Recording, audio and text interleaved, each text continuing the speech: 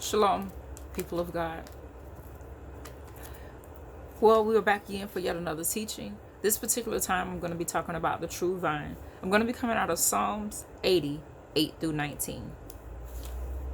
And it reads as thus: Thou hast brought a vine out of Egypt. Now, the vine that they're talking about is the Israelites. The Israelites were brought out of Egypt. Thou hast cast out the heathen and planted it. So, the it that they're talking about is the vine.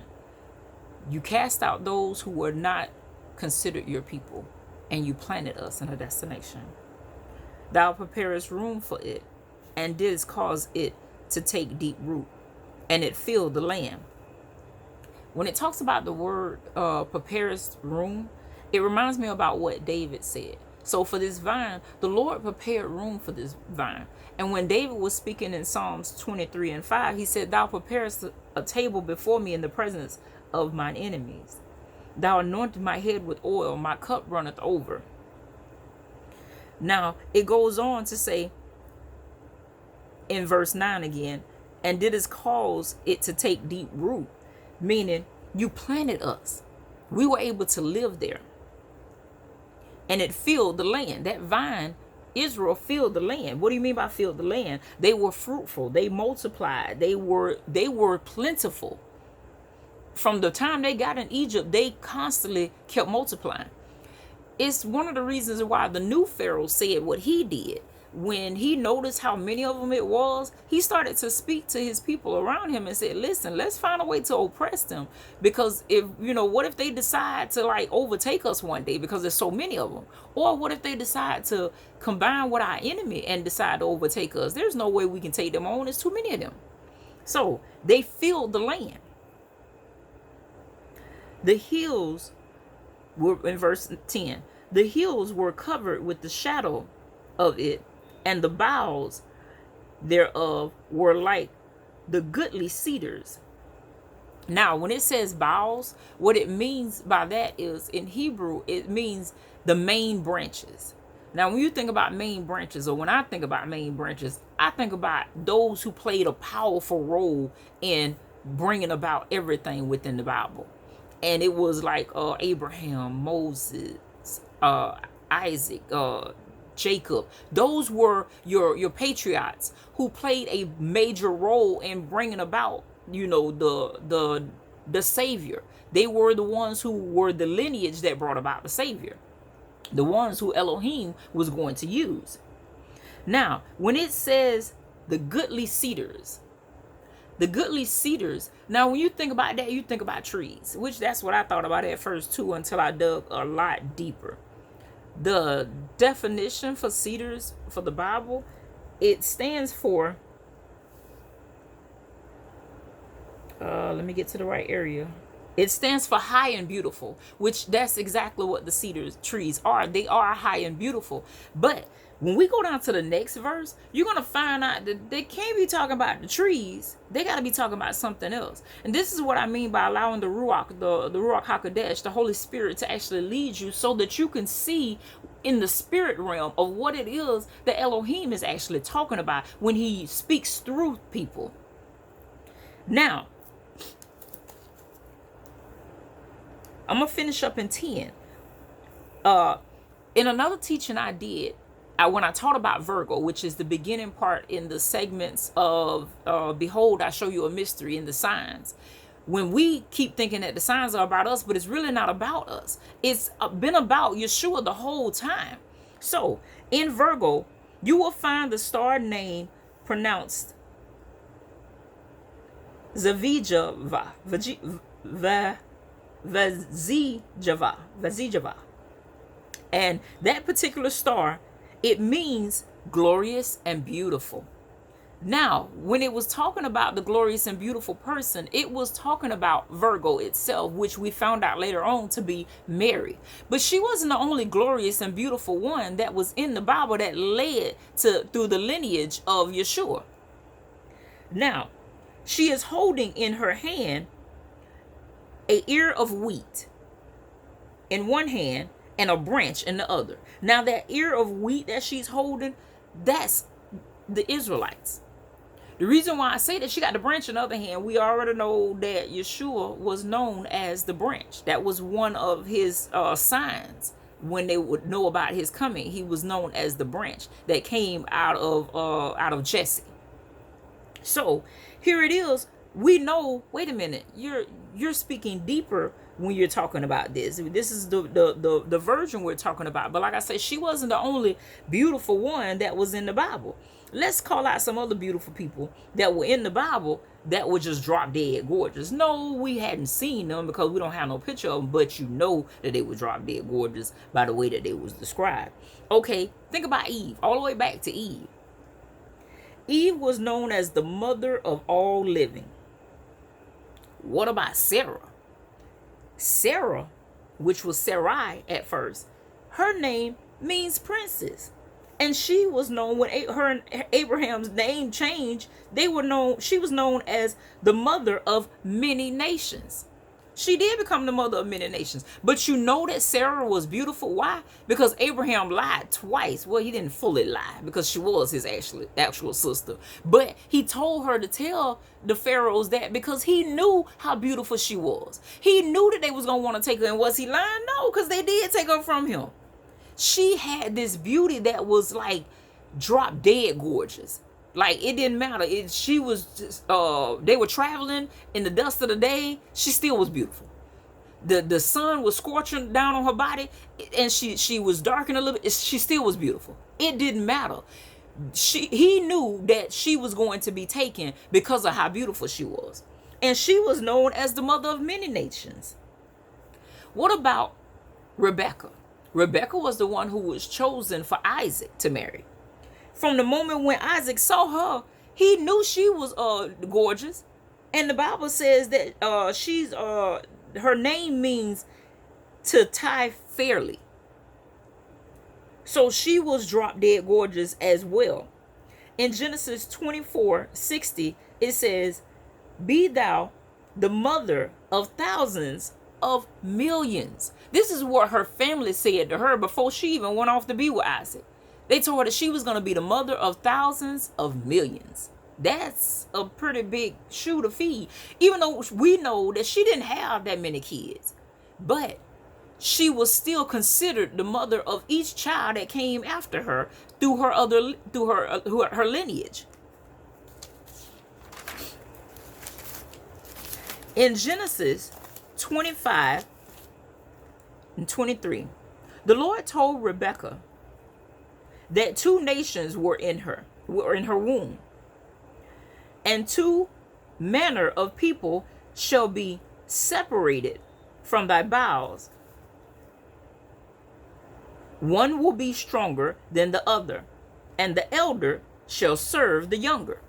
Now, do y'all not know that what the Lord told her is still going on until this day? This was the battle between Jacob and Esau. Still going on. The Israelites are still in war against the brother to this day. I mean, they get mad real quick. Why? Because they felt like the birthright, it belonged to us. How y'all gonna take the birthright? Y'all, that ain't something that even belong to y'all. But that's not true. It was set up the way that it was set up, and they lost it. I'm sorry. But there's no need for you to get mad over something that your ancestor lost a long time ago. But they are still angry about that whole thing. They like either you share it or you give it back up. And trust me, the Israelites ain't trying to give it back up. They know what come with the promise. They ain't trying to release that. Okay, another woman, Rachel. Rachel was the second wife to Jacob, whose name became Israel later on. Now if you know the story, you know that the first person who Jacob chose was not Leah, even though he ended up with Leah, because his father-in-law tricked him. The one who he really wanted was Rachel. Rachel had Joseph and Benjamin. Okay, so to know that was the one who he truly chose, her name means Ah. And it's amazing how we are in Rosh Hashanah, which Rosh Hashanah also means the day of Ah. That's an amazing thing that's going on. But like I say, Elohim doesn't do anything by chance. Everything happens for a reason. Now, Also, her name means female sheep. We are known as sheep. So she was a female sheep that he really wanted.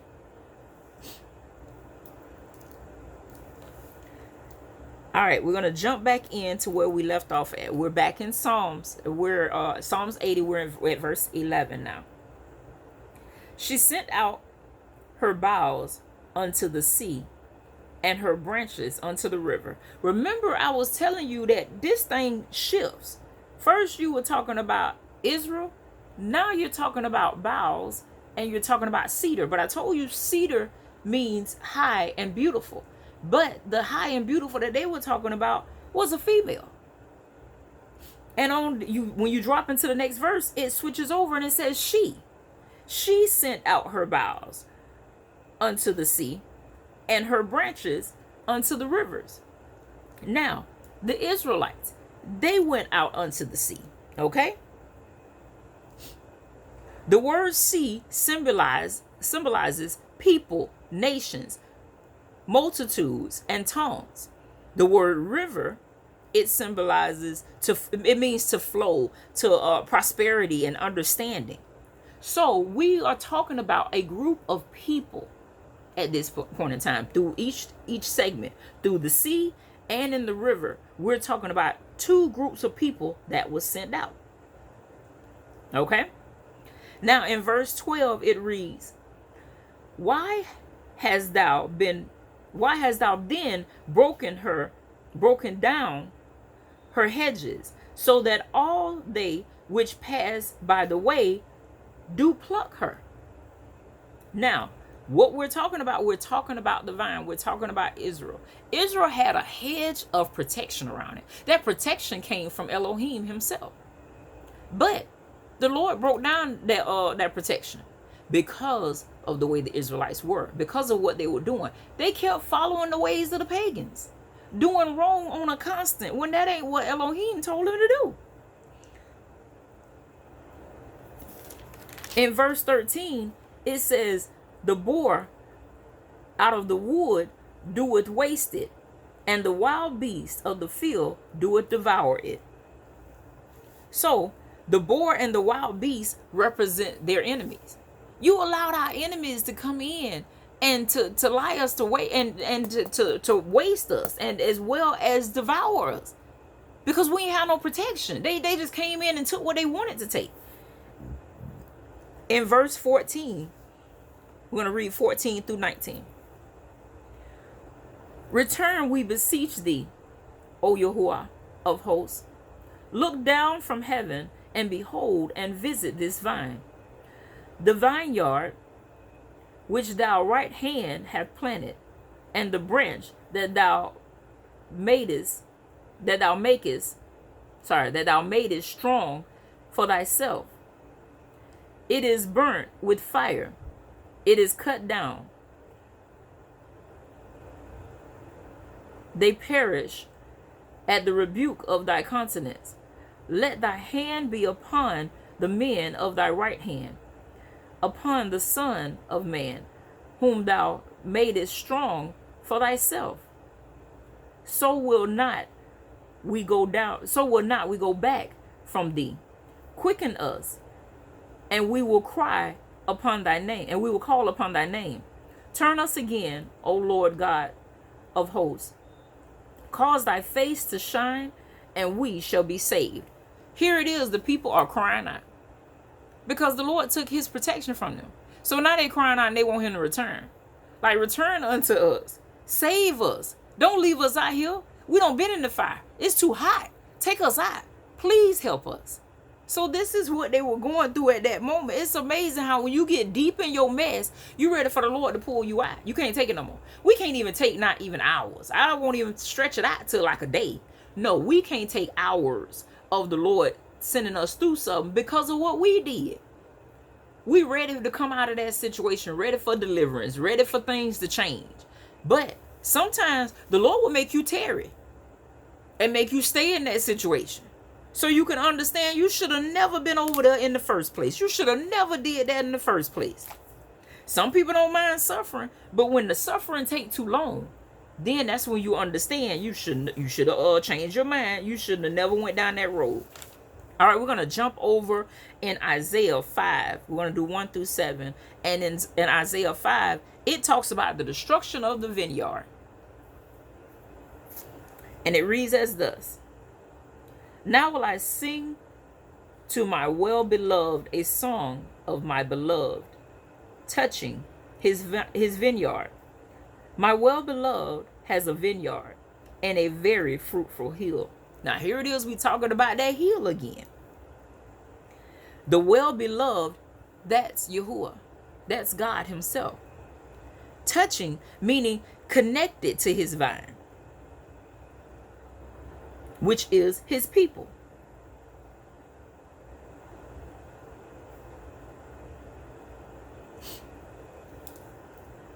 Very fruitful hill.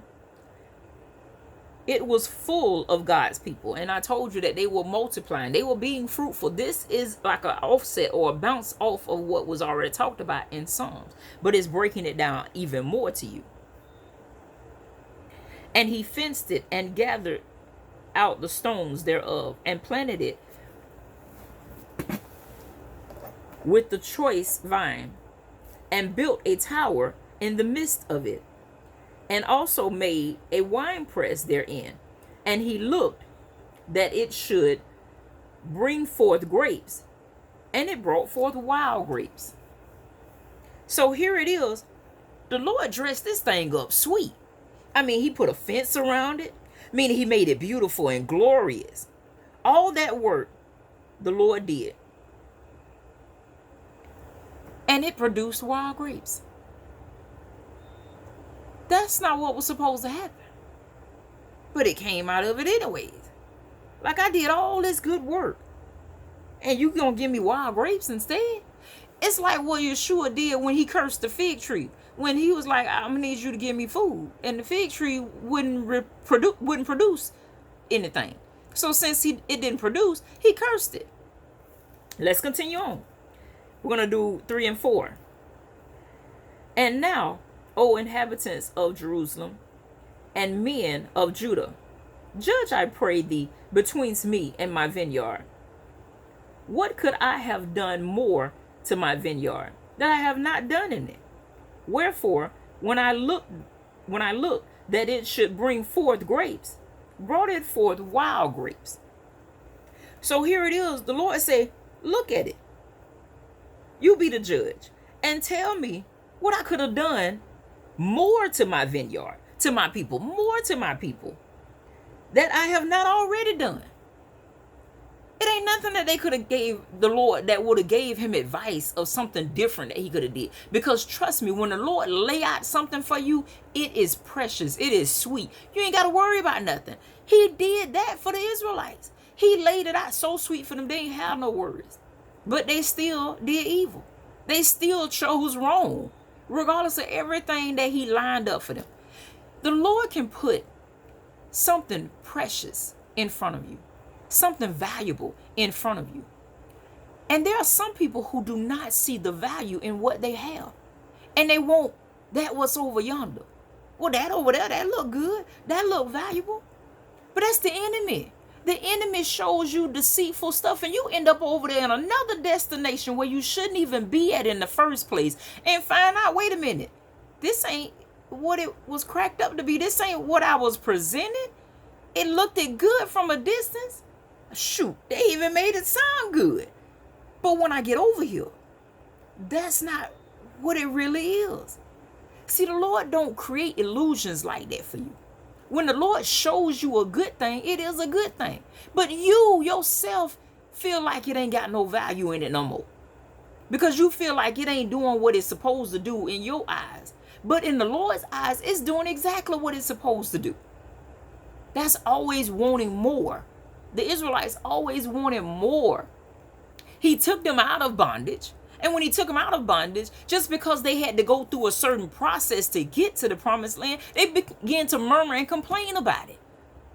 Why are you murmuring and complaining? Like the Lord been with you the whole time. He ain't never left you. You can't wait until you get to the promised part of what he's giving you. You can't wait for that rose to flourish like what he told you it was going to do because you see something on the other side that seemed better. No, stand still. Allow the Lord to finish doing the work that he's doing. But they couldn't do it. They wouldn't do it. We're going to read on. We're going to go into 5 now. And now I will tell you what I will do to my vineyard. I will take away the hedge thereof, and it shall be eaten up and broken down, and the wall thereof, and it shall be trodden down. Now, here it is. The Lord, he broke it down to you. I'm going to take away the hedge. I'm taking away your protection. And it's going to be eaten up, meaning it's going to be devoured. I'm going to break down the walls, meaning I'm going to expose it. See, nobody wants to be exposed when they're in the midst of their mess. They definitely don't want you to take the protection away. Lord, don't take the protection away. Hold on, wait a minute. Not only are you going to be exposed, but you're going to be trodden down, meaning trampled on, meaning crushed underfoot. You don't want none of that stuff to happen. This is the reason why, the Lord said, if my people who are called by my name would just humble themselves and pray and seek my face, then and turn from their wicked ways, then they'll hear from heaven. You got to turn from your wicked ways. You can stay on that road if you want to, thinking that it's going to work for you. But all that comes with that is each thing that he called out, trickling one at a time. One at a time. Your protection gone. Not only is your protection gone, but you're being devoured. You're being ate up. Not only are you being ate up, but he's going to break down the walls, meaning he's going to expose you. Not only is he going to expose you, but they're going to trample on you. Why do you want to be in the midst of that mess? Why, when you see different things happening, why do you choose to stay? Some people just like to go through mess. There is. Misery loves company. You can call out misery loves company, but when you decide to stay in the midst of the misery, meaning which one is the misery, which one is the company at that point? In verse 6 it reads, and I will lay it waste, and I will lay it wasted, and shall not be pruned, and it shall not be pruned, nor digged, but there shall come up burrows and thorns.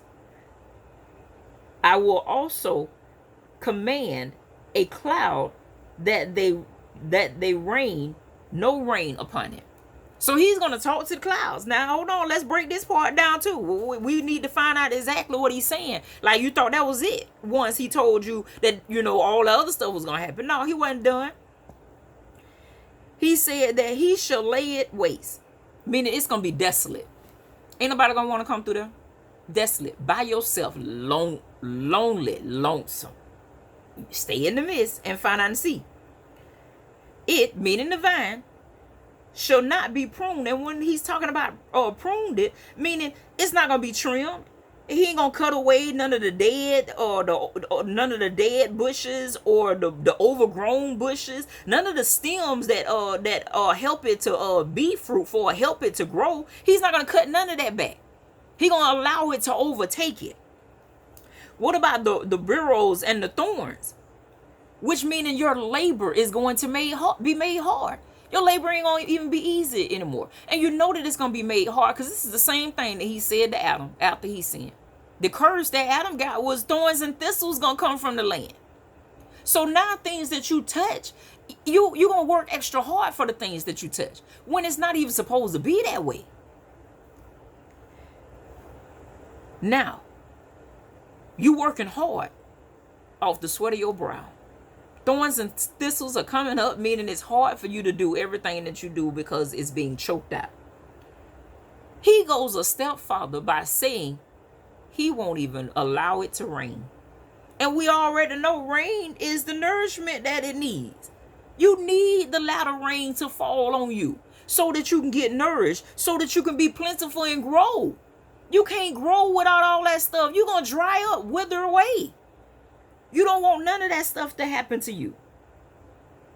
For the vineyard of the Lord of hosts is the house of Israel, and the men of Judah his pleasure plant.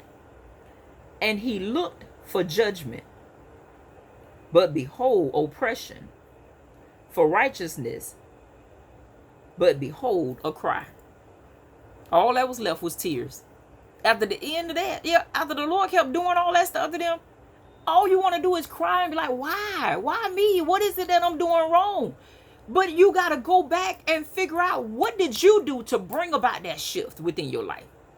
What did you do that you shouldn't have been doing in the first place that brought all this on you? Now, in this life, we're going to have trials and tribulation, but we of ourselves, we do certain things that bring on extra when you really don't have to bring on extra. Okay, we're going to jump in. We're going to jump in Matthew 21:33 through 41. We almost there, y'all. We almost there. And it reads as thus.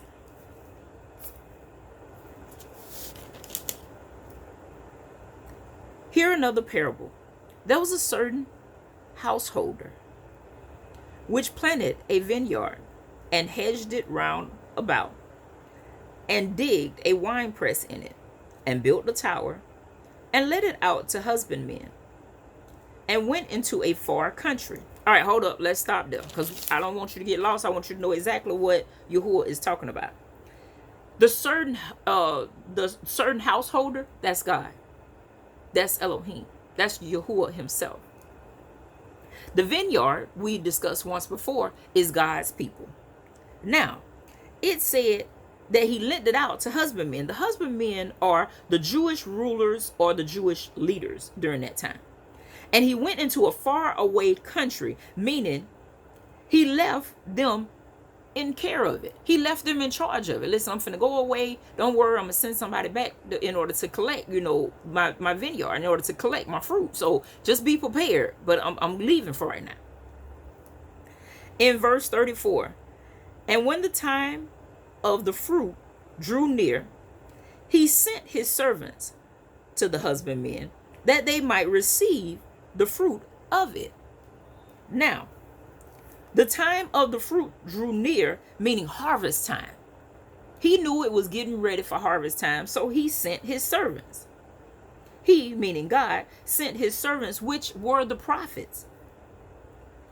And remember, he sent them to the husbandmen, which were the Jewish rulers during that time, so that they might receive, meaning they might gather the fruit, which is the people. In 35, it reads, and the husbandmen took his servants and beat one and killed another and stoned another. So every time the Lord sent somebody, they kept them from gathering the harvest. How did they keep them from gathering the harvest? They beat them. They stoned them. They killed them. Anything they could possibly do to keep them from getting the Lord's harvest. In 36, it reads, again, he sent other servants, more than the first, and they did unto them likewise. So other servants meaning, okay, I'm going to send out more prophets. I'm not just going to send out one here and one there. I'm going to send them in different areas, and people going to be prophesying all the time about the different things that I'm doing. Send me my fruit. I need my fruit. Give me what belongs to me. But they did to them the same.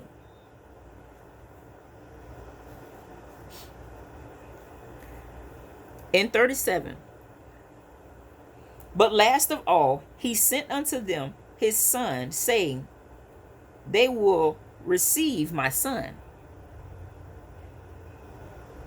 The Lord decided to send Yeshua, his son, thinking that, okay, they receive me, they believe in me, so definitely they'll receive my son. In 38, but when the husbandmen saw the son, they said among themselves, this is the heir. Come, let us kill him, and let us siege on his inheritance. So in 38,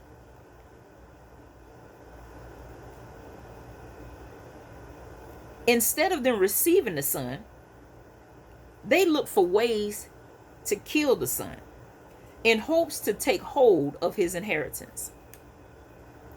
In 39, and they caught him and cast him out of the vineyard and slew him. This is what they did to Yeshua.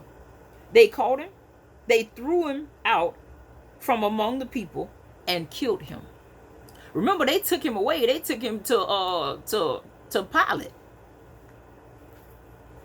in hopes to kill him the way that the Romans killed their people, and they did.